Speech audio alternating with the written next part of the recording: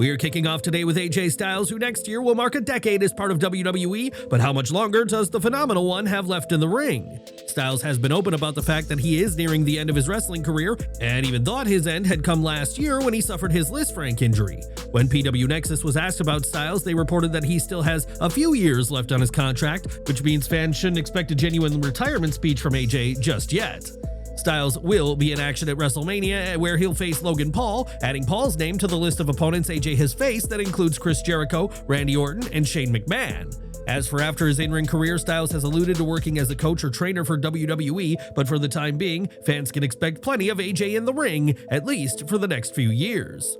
One name fans won't see at WrestleMania 41 is Kevin Owens, who on SmackDown shared that a serious neck injury, one that'll require surgery, will keep him off the show. Now, with this being wrestling, some fans have been skeptical of the claim and believing Owens' comments may just be a ploy by the Canadian so Randy Orton lets his guard down. Unfortunately, this injury is 100% genuine according to sources who spoke to Fightful, and they added that many people are bummed out for the former Universal Champion.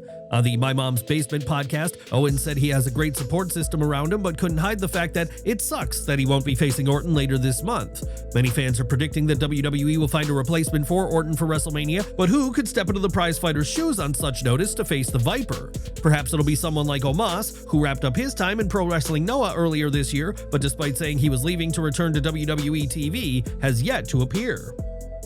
There's also the possibility that WWE reintroduces one of its returning talents at WrestleMania, and bringing back Rusev in such a spot would be huge, especially if he could beat Orton. It's been expected for some time that Aleister Black is returning to WWE, and while teases have hinted at a comeback on the post-WrestleMania SmackDown, Owens' injury may change plans. Like Rusev, Black is another talent that many fans feel didn't get his just due in AEW, and bringing him back at WrestleMania would provide a huge platform for him. Some are even wondering if Sami Zayn will be the one to replace Owens, especially as Zayn hasn't been seen on TV since being destroyed by his friend at Elimination Chamber Toronto. If WWE wants Orton at WrestleMania, a decision needs to be made soon, and who would you like to see face the Legend Killer in Las Vegas? Let us know your thoughts down below. During Owens' announcement on SmackDown, Randy Orton did not take the news well, and after Nick Aldis told him he didn't have a match for WrestleMania, Orton hit the RKO. With Orton hitting the RKO on the SmackDown GM, many fans are expecting some repercussions, but the Viper has already paid off this attack.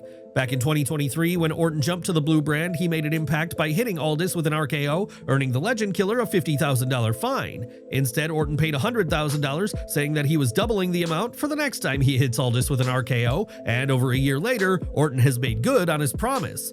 Long-term storytelling has been a hit under Triple H's tenure as head of creative, and it seems Orton hadn't forgotten that he was owed an RKO and made good on that during SmackDown. We mentioned how Aleister Black is expected to return to WWE later this month, and now his wife Zelina Vega may have given the game away.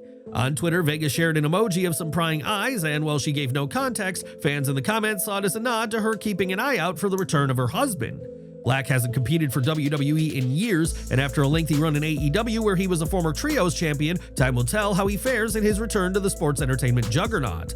On SmackDown, Tiffany, Stratton, and Charlotte Flair stunned fans with their heated promo that saw the pair hold nothing back ahead of WrestleMania 41. This stunning promo resulted in a line about Flair being 0-3 in marriages being pulled from repeats, but now more has come to light about what transpired between the two. F4W Online reports that this wasn't a case of one person going rogue, and a source close to Stratton claimed that Flair was the one who went off script first. This prompted Stratton to fire back with her comments, which from her standpoint were retaliation for what Flair had said off script. The report added that Stratton rolling out of the ring like a heel was a defense mechanism to keep the situation from escalating it even further and allowing for the show to continue. Who knows what the pair might have said if Stratton had not wisely chosen to walk away from Flair, but while WWE has cut the more personal jabs, they're not gone entirely. Fans wanting to hear Stratton rip into Flair's divorces can find the segment in full on the USA Network's YouTube channel, even with WWE not wanting the comments to air on their own channel. Though this segment was controversial, it has certainly built intrigue into the women's title match at WrestleMania, and we'll have to see if the pair have more to say before their match.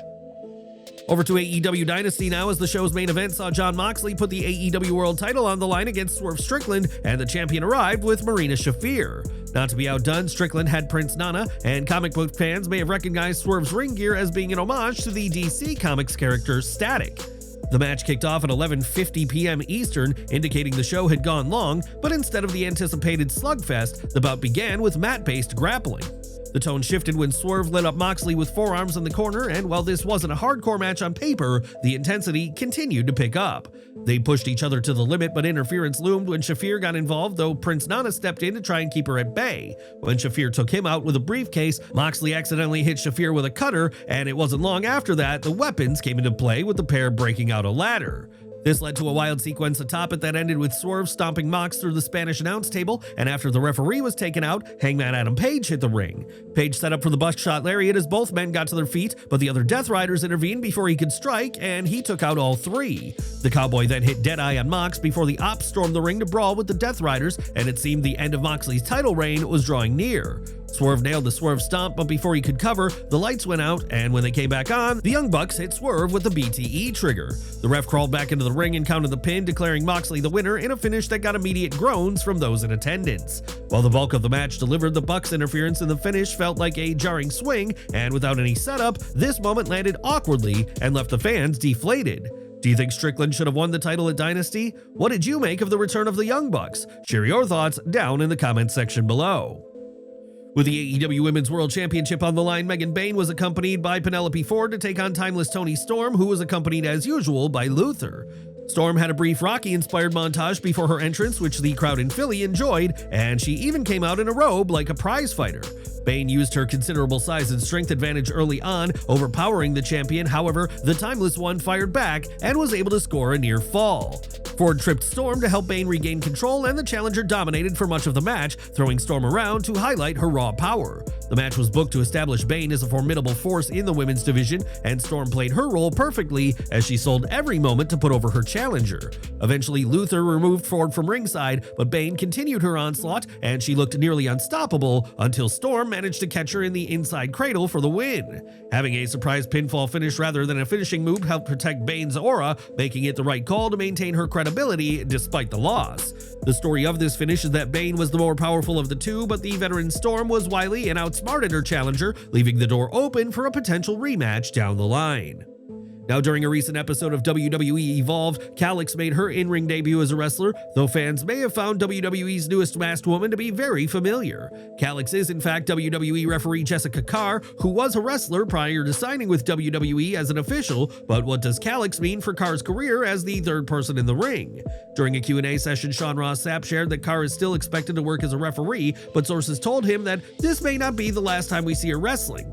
It's worth noting that WWE filed a trademark for Kalyx back in February, and at the time, some fans believed that the name was for Sol Ruca, whose real name is Kalyx Hampton. As an official, Carr has proven to be a history maker, and in 2021 was both the first woman to officiate a Hell in a Cell match and the first woman to officiate in Saudi Arabia.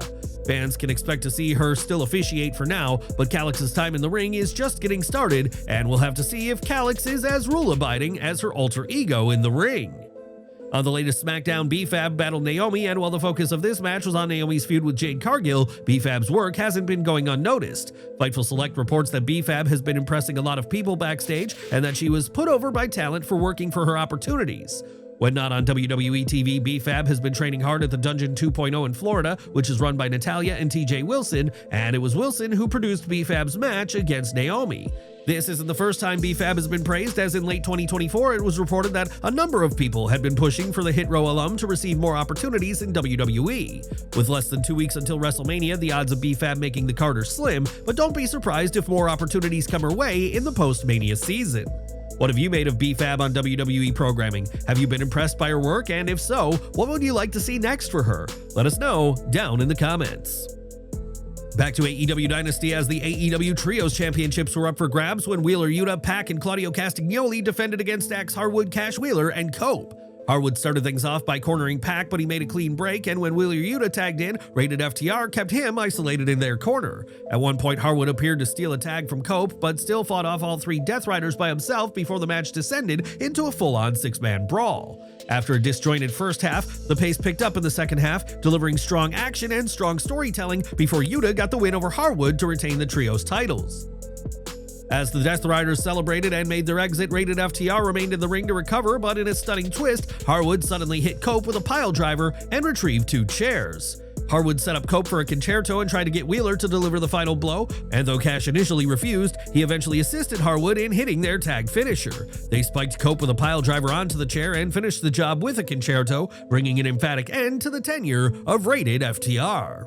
AEW Dynasty also saw the Ring of Honor World title on the line as Chris Jericho faced Bandido, but it wasn't the only prize up for grabs as Bandido's mask was also on the line. Jericho struck immediately with a code breaker, but Bandido kicked out at the last possible second, but Jericho kept the pressure on while taunting Bandido's family, who were in the crowd. The audience fell silent during a near fall when Bandido appeared to have the match won, only for the referee to rule it a 2 count. Bandido demonstrated his immense, often deceptive strength as he held Jericho in a vertical suplex as the crowd counted to 60, and this felt like a competitive match. Things got chaotic when Brian Keith showed up, only for Gravity to intervene and fight him off, and Jericho took advantage of the chaos to hit Bandido with his bat and get the win. This stunning moment nearly resulted in Bandido being forced to unmask, but Bandido's family informed referee Aubrey Edwards about the illegal weapon, and the match was restarted. Bandido wasted no time hitting Jericho with a big boot, followed by his finisher to score the pinfall and capture the ROH World title for the 2nd time in his career. The ending was a fun twist, especially given how referees often seem oblivious to blatant cheating, and brings an end to Jericho's title reign and likely his tenure in Ring of Honor. Dynasty also saw the AEW TNT Championship change hands as Adam Cole won the gold from Daniel Garcia, and this title change caught the attention of Britt Baker. Despite Cole and Baker splitting up, the DMD took to Twitter to share her congratulations to the new champion, proving that the pair are still able to celebrate one another despite their breakup. During a recent episode of WWE LFG, Mickie James took issue with Zena Sterling's outfit, saying it was akin to lingerie and seemingly disrespectful of the progress female wrestlers have made. James's comments split fans, with some supporting her, while others argue that James has worn similar outfits both in the past and more recently in her career. On his YouTube channel, Jim Cornette waded into this ring gear controversy and shared that he agrees with Mickie before explaining why. He said, "Mickey's right. There are matches you watch where you just want to focus on how talented someone is or isn't, and it's just ass, just non-stop ass right there in your face." Cornette added that too many wrestlers try and prioritize their sexiness, arguing that when everyone is doing it, it isn't as special to viewers anymore. Cornette compared this to the use of a pile driver, a move he feels is overused today, and the ring attire controversy was brought up during the latest edition of WWE LFG. For the show, Sterling wore a new attire, and The Undertaker said how Mickie had scared her out of her gear during the previous week's episode. But what do you think? Is Mickie right to take issue, or would the progress James speaks of mean that Sterling can choose to wear what she wants? Share your thoughts below. Now, the injury bug has certainly bit AEW, as some of the company's top stars, including Orange Cassidy, are currently on the injured list. Following reports of the injury, Fightful has provided an update to reveal that Cassidy is dealing with a torn pectoral and that the setback is as bad as it appears. A torn pectoral will keep Cassidy out for a significant period of time, and a complete tear could take anywhere from 6 months to a year to fully recover from. With other names like Jay White and Bryan Danielson out of action, this is not an ideal time for AEW, and we are wishing everyone dealing with injuries swift and full recoveries. For weeks, it's been reported that WWE Evolution 2 will take place this July, and while no matches have been confirmed yet, one name from the past is ready to get involved. Speaking to 10 Count Wrestling, former Women's and Divas champion Melina said she'd love to be a part of the show and is happy to hear that the all-women's show is returning. Melina said that the event needs to happen and that WWE's women deserve it, before adding that it should be made a yearly event and hopes the reports of its return are true. When asked about a match, Melina said she'd love to face Asuka or team with Naomi, saying she loves the glow too much to go against her in the ring. Whether Melina returns for Evolution 2, time will tell, but the former superstar is ready to bust out the splits if need be, if the event happens on July 5th, as reported. Now, Ricky Saints is doing big things in NXT and is the new North American champion, but there's still plenty of signs of his all-elite tenure. Ahead of Dynasty, a fan took to Twitter to share a photo of an AEW production truck, which still features Ricky Starks on its side.